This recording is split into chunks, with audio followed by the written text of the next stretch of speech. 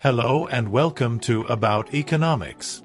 Today, we will dive into a deep and detailed exploration of the history of Venezuela, a country that has undergone a dramatic transformation from being one of the most prosperous nations in Latin America to facing one of the region's most severe economic and humanitarian crises. Throughout this extensive analysis, we will discuss the economic, political, and social factors that have shaped Venezuela's fate, from the pre-oil era to the current situation under Nicolas Maduro's government. We'll address how economic policies, leaders' decisions, and external circumstances have influenced the country's trajectory. This journey will be structured into detailed chapters covering each critical stage of Venezuela's history. Without further ado, let's begin. Chapter 1. Pre-oil Venezuela, an agrarian economy. Before the oil era, Venezuela's economy was dominated by agriculture. During the 18th and 19th centuries, agricultural production focused on crops like cocoa, coffee, and sugarcane, which were exported to international markets. These economic activities were largely controlled by a landowning elite who held vast tracts of land and controlled the nation's wealth. Meanwhile, the majority of the population lived in poverty, working on estates under a rigidly stratified social system. The social structure of Venezuela during this period was deeply influenced by the colonial legacy. The Creole elite, descendants of Spanish colonizers, enjoyed economic and political privileges, while mestizos, indigenous people, and enslaved Africans occupied the lower strata of society.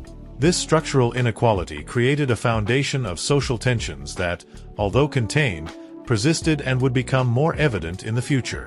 Politically, Venezuela underwent several conflicts and changes during the 19th century, including the War of Independence, 1810 to 1823, and subsequent civil wars. These conflicts not only defined the political identity of the country, but also affected its economic and social structure. The political leadership of figures like Simón Bolívar played a crucial role in the fight for independence, although the consolidation of a stable and prosperous state proved to be a more complex challenge. Chapter 2. The Discovery of Oil and the Oil Boom. The discovery of oil in 1914 at the Mine Grande field marked a turning point in Venezuela's economic history. This discovery catapulted the country into a new era, transforming it from an agrarian economy into one dependent on oil. Foreign oil companies, primarily from the United States and Europe, quickly became involved in the exploitation of this resource, investing in the infrastructure and technology needed to extract and export oil. Oil quickly became the main source of income for the country. The Venezuelan economy experienced unprecedented growth, with a constant flow of foreign currency from oil exports. During the 1920s and 1930s, the government used this revenue to fund large-scale infrastructure projects, including the construction of roads, bridges, hospitals, and schools. Urbanization rapidly increased, with Caracas emerging as the primary political and economic center. However, this economic growth was not evenly distributed. The wealth generated by oil was concentrated in the hands of a small elite, exacerbating pre-existing social inequalities. Despite the oil boom, a large portion of the population continued to live in poverty. This phenomenon of growth without equity laid the foundation for future social and political tensions. Chapter 3. The Nationalization of Oil and the Rentier State. The 1970s was a time of significant change for Venezuela. In 1976, under the leadership of President Carlos Andrés Pérez, the Venezuelan government nationalized the oil industry, creating Petróleos de Venezuela S.A., PDVSA. This move was part of a global movement of oil-producing countries seeking greater control over their natural resources and a larger share of the profits derived from them. The nationalization of oil allowed the Venezuelan government to capture a larger portion of the profits generated by the industry. These additional revenues were used to finance a series of ambitious economic and social development projects. The government implemented policies to diversify the economy, promote industrialization, and improve public services. During this period, new roads, hospitals, and schools were built, and health and education services were expanded. However, the nationalization of oil also reinforced the rentier nature of the Venezuelan state. A rentier state is one whose economy is heavily dependent on income from the export of a natural resource, in this case, oil. This dependence created a series of structural problems, including a lack of economic diversification, vulnerability to fluctuations in international oil prices, and government dependence on oil revenues to finance public spending. Additionally, the rentier state tends to foster corruption and inefficiency, as access to oil rent becomes the main objective of political and economic actors. Chapter 4. The Economic Crisis of the 1980s and the Rise of Populism. The oil boom of the 1970s was followed by a decline in oil prices in the 1980s, precipitating a severe economic crisis in Venezuela. The reduction in oil revenues led to an increase in external debt and inflation.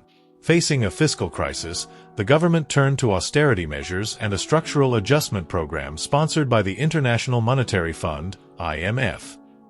These measures included price liberalization, subsidy reductions, and the privatization of state-owned enterprises.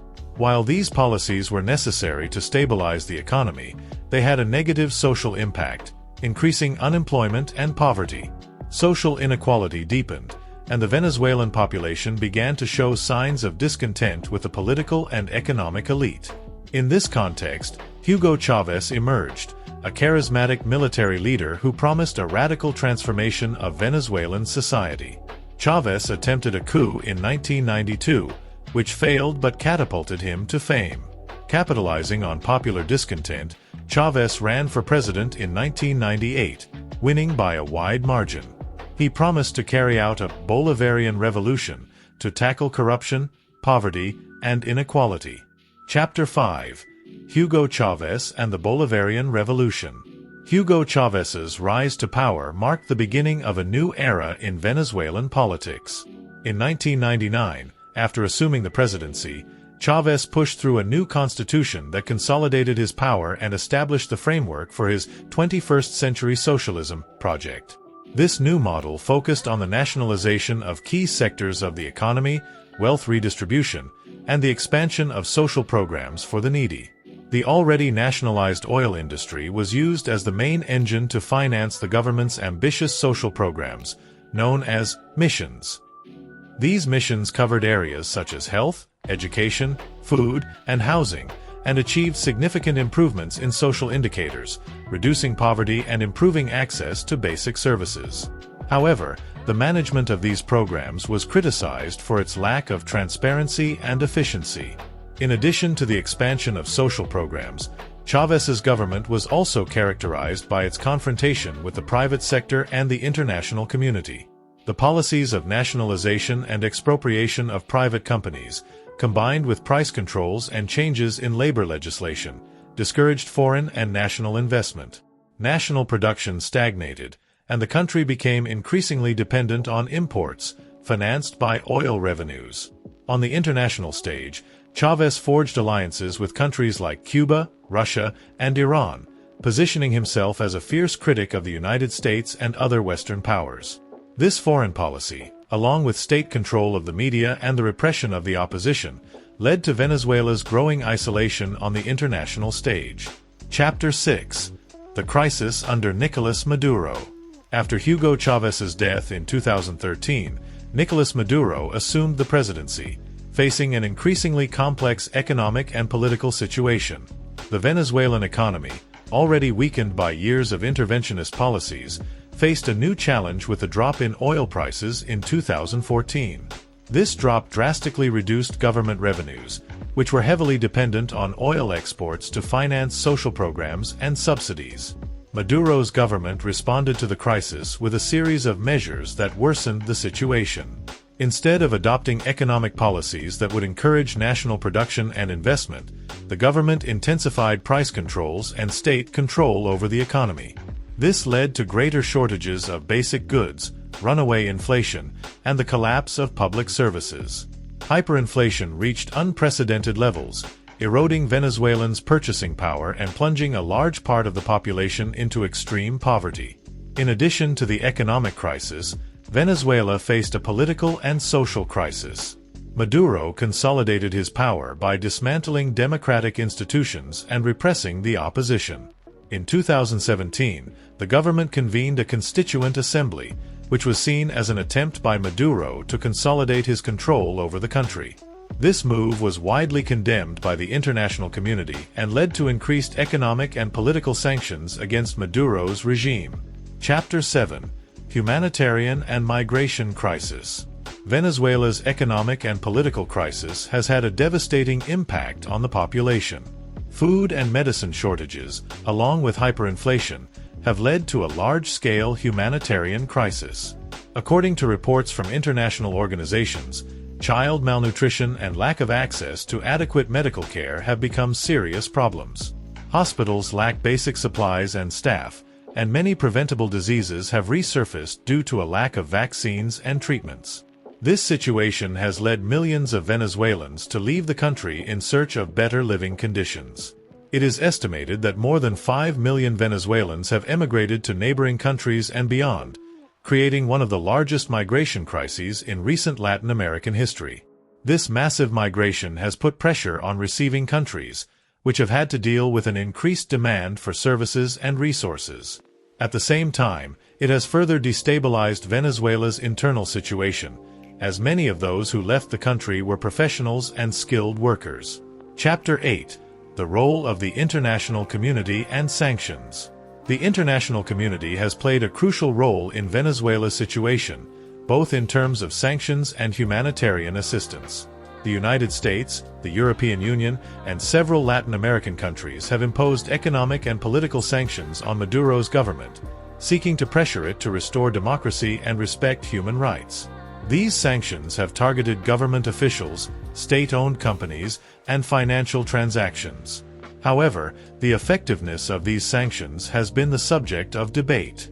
While they have isolated Maduro's government and restricted its ability to finance itself, they have also had unintended consequences for the Venezuelan population, exacerbating the economic and humanitarian crisis. The international community has also sought to support the Venezuelan population through humanitarian assistance programs, although the Maduro government has often resisted these efforts, arguing that they violate the country's sovereignty. Diplomatic efforts to resolve the crisis through negotiations have so far been unsuccessful. The government and the opposition have engaged in several rounds of dialogue, mediated by international actors, but have been unable to reach a lasting agreement. The future of Venezuela remains uncertain, and the international community continues to grapple with how to effectively address this complex situation. Chapter 9: Conclusions and Future Prospects. Venezuela's history is a story of contrasts, from being one of the most prosperous countries in Latin America to facing one of the most severe economic and humanitarian crises in the region. The country's trajectory has been shaped by a series of complex economic, political, and social factors, including the discovery and exploitation of oil, the rise of populism, and the consolidation of an authoritarian regime under Chavez and Maduro. Looking to the future, the resolution of Venezuela's crisis will require profound changes in the country's political and economic structure. This includes restoring democracy, diversifying the economy, and rebuilding public institutions. The role of the international community will also be critical, both in terms of providing humanitarian assistance and supporting a peaceful and negotiated transition. As Venezuela moves forward, its history serves as a reminder of the importance of sustainable economic policies, inclusive political systems, and strong institutions in ensuring the well-being and prosperity of a nation.